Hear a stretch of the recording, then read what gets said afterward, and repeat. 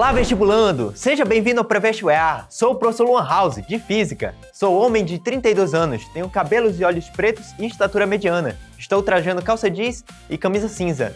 Nossa sala de aula é um estúdio de TV e estou ao lado de uma tela interativa que utilizarei para fazer as nossas anotações. O tema da nossa aula de hoje é produção e consumo de energia elétrica, usinas hidrelétricas, termoelétricas e eólicas. Os nossos objetivos são definir o que é energia, reconhecer e definir o que é o consumo de energia elétrica e identificar os processos de produção de energia elétrica. Bom, na física, a palavra energia está associada ao movimento ou à configuração dos objetos. Então nós temos diversos tipos de energia. A primeira delas é a energia cinética, que está associada ao movimento, e a equação dela é energia cinética igual a meio de m velocidade ao quadrado. Então, a energia cinética está relacionada com a velocidade. Como nós podemos observar aí na animação, nós vemos que as pessoas estão começando a correr, então elas têm uma velocidade, portanto elas têm uma energia cinética. Um outro tipo de energia é a energia térmica, que está associada com o movimento ou com a agitação média das partículas que formam um corpo. A equação é energia térmica igual a mc ΔT. Isso é justamente a equação do calor sensível que nós já falamos nas aulas passadas. Nós conseguimos observar aqui no vídeo uma panela com água borbulhando. Isso significa o quê? Que nós estamos fornecendo energia térmica para ela, calor. E aí as partículas estão começando a ficar agitadas, elas têm energia térmica. Um outro tipo de energia é a energia potencial, que está associada a uma configuração ou a um estado. Nós temos basicamente três tipos de energia potencial, que é a elástica, a potencial gravitacional e a potencial elétrica. A potencial elástica é a energia armazenada em um corpo que sofre uma deformação elástica. Pode ser uma mola, pode ser uma corda, pode ser uma liga, né? E essa deformação é esticar ou comprimir a mola. A equação é energia potencial elástica é igual a meio de kx². Esse x é o quanto a gente está alongando ou comprimindo a mola. Nós conseguimos ver aqui a animação, uma mola, um sistema mola e um bloco, e aí o bloco ele está esticando e comprimindo a mola. Então, quando ele estica, ele tem energia potencial elástica. Quando ele comprime, ele também tem energia potencial elástica. Um outro tipo de energia potencial é a potencial gravitacional. É a energia que um corpo possui quando ele está num campo gravitacional, como a Terra. A equação é energia potencial gravitacional igual a massa vezes a gravidade vezes a altura. Então, a energia potencial gravitacional está relacionada com a altura. Quanto maior a altura, maior a energia potencial gravitacional. Nós conseguimos ver aqui um vídeo onde mostra uma cachoeira, que a água está numa determinada altura, e aí essa água começa a cair, então ela vai diminuindo a energia potencial gravitacional, que vai sendo transformada em energia cinética. Agora, o outro tipo de energia potencial é a elétrica, que é a energia que uma carga possui quando ela está no campo elétrico. Então, a equação é energia potencial elétrica igual a carga vezes a diferença de potencial. Então, nós conseguimos observar aqui uma animação de raios. Isso significa que nós temos cargas elétricas que estão ali se movimentando por causa de um campo elétrico que está muito forte e permite que essas cargas se movimentem. Bom, agora nós vamos falar de um conceito chamado de potência na física. A potência é uma grandeza que mede o quão rápido a energia está sendo transferida, ou seja, é a energia gasta, consumida, utilizada em um determinado tempo. A equação, de forma geral, é essa: potência igual a energia dividido pela variação do tempo. Nós temos aqui que a unidade de energia é joule, a unidade de tempo é segundo. Então, a unidade de potência é joule dividido por segundo, que nós chamamos de watt. Essa é a unidade de potência. Agora, nós estamos interessados em falar da potência elétrica, tá? E aí nós vamos substituir onde tem energia, a equação da energia potencial elétrica, que é a carga vezes a diferença de potencial. Nós sabemos que carga dividido pelo tempo é a corrente elétrica, então nós ficamos com corrente elétrica vezes a diferença de potencial, o que nos diz que a potência elétrica é dada pela multiplicação da corrente elétrica, que está em ampere, vezes a diferença de potencial, cuja unidade é volt. Então, ampere vezes volt também dá unidade de watt. Agora, lembrando da primeira lei de Ohm, que nós vimos em aulas passadas, que é a diferença de potencial igual a resistência vezes a corrente, nós podemos também escrever ela dessa seguinte forma: nós podemos obter duas outras expressões para calcular a potência.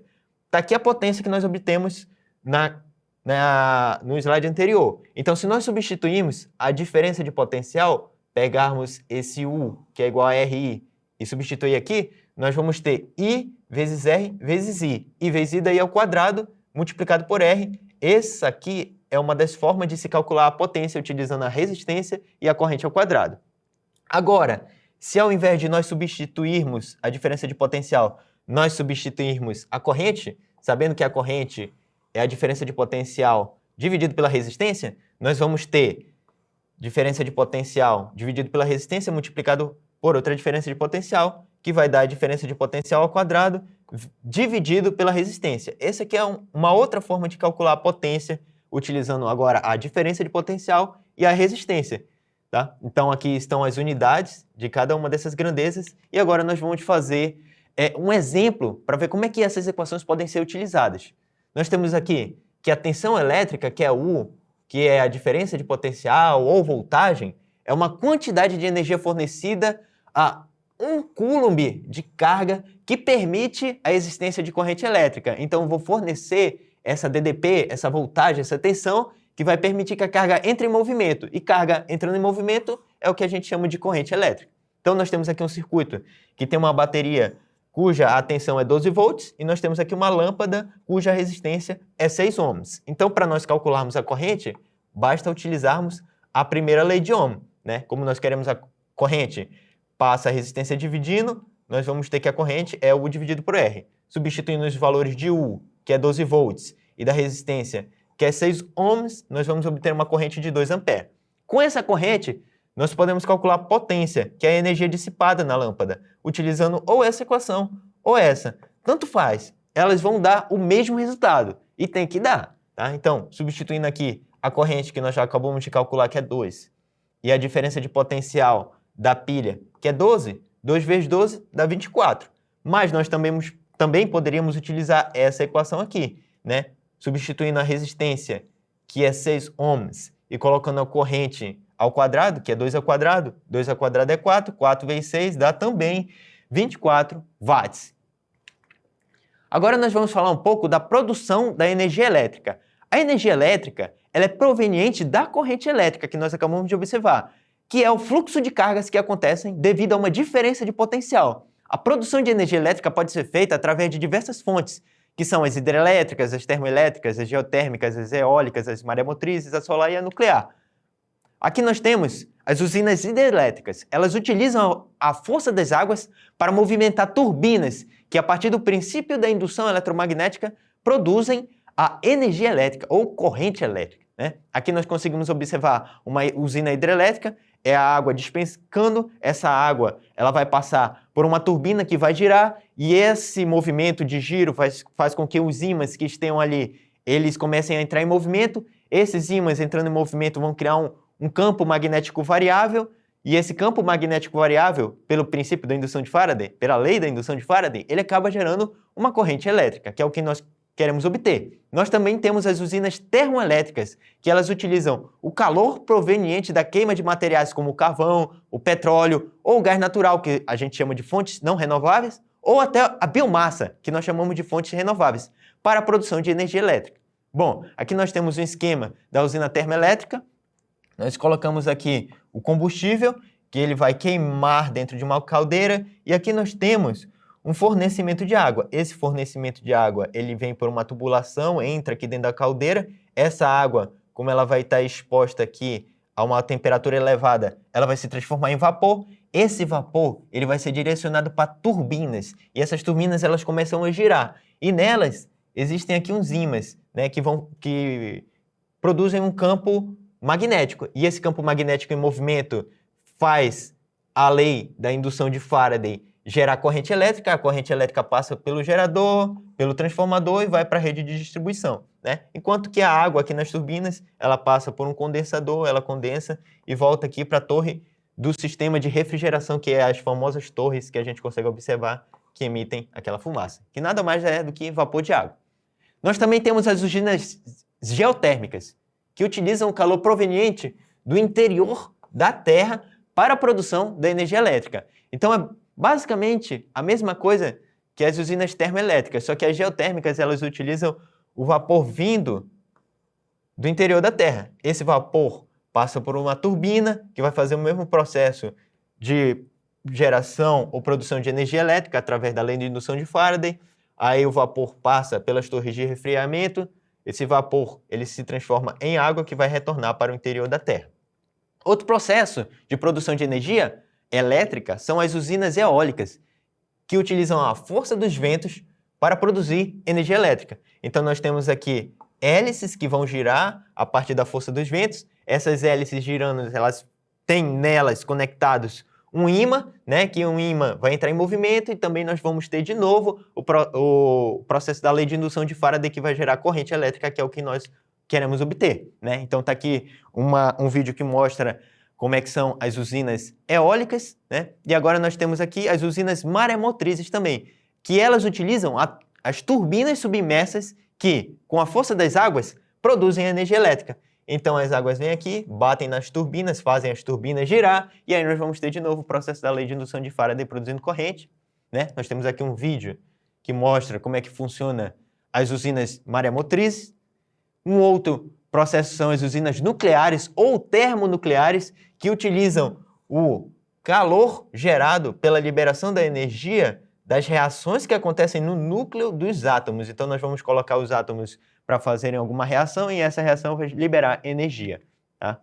E aí nós temos aqui um vídeo que mostra uma usina nuclear, e aqui nós temos um esquema das usinas nucleares. Nós temos aqui o reator, que é onde acontecem os processos nucleares, né? E vai liberar energia térmica, que vai aquecer a água que vem aqui da tubulação. Essa água vai virar vapor, vai ser direcionada para as turbinas vão girar, vai ter o processo de produção da corrente elétrica, e aí a água ela vai se condensar e vai para a torre de resfriamento, né? O mesmo procedimento que nós vimos anteriormente. Bom, nós temos também a energia solar, que é formada por painéis fotovoltaicos, que capturam a energia do sol e produzem energia elétrica através do efeito fotoelétrico que nós abordamos na aula 4, tá? Deem uma olhada lá. Bom, agora vamos falar do consumo de energia elétrica, que é a medida do consumo de energia elétrica é feita pelas companhias fornecedoras de energia elétrica através do medidor, né? E esse consumo ele é medido a cada 30 dias e é expresso nas unidades kWh, né? Que nada mais é do que 1000 watts utilizados por hora. Utilizando a equação da potência, né, nós conseguimos isolar a energia, e nós vamos ter que a energia é potência vezes o ΔT, né? A energia está aqui, ó, ela vai ser igual à potência, que vai ser dada em watts. O ΔT é as horas de uso por dia, e aí nós vamos multiplicar pelos dias de uso em um mês, tá? Agora, como nós queremos quilowatt-hora, nós precisamos dividir por 1000, então nós conseguimos escrever a equação da energia consumida ou do consumo dessa forma: potência vezes o tempo em hora, vezes o número de dias utilizado durante um mês, dividido por 1000. Aqui, um exemplo. Quanto um chuveiro de 4.000 watts, que é utilizado durante meia hora, durante 30 dias no mês, consome de energia elétrica?